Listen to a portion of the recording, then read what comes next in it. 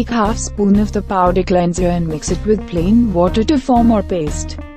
Massage it on your skin for at least a minute before rinsing off with water.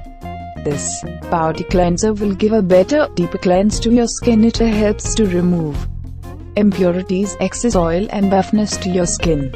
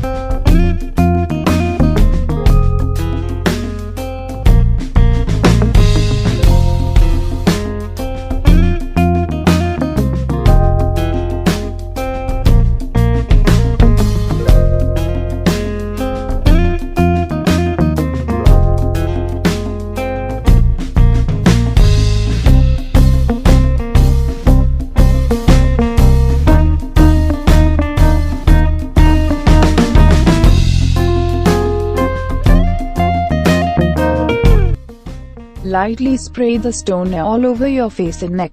Wait till it is absorbed in your skin. After that you can apply moisturizer. It helps to tighten skin and minimize pores, keeping your skin smooth and bright.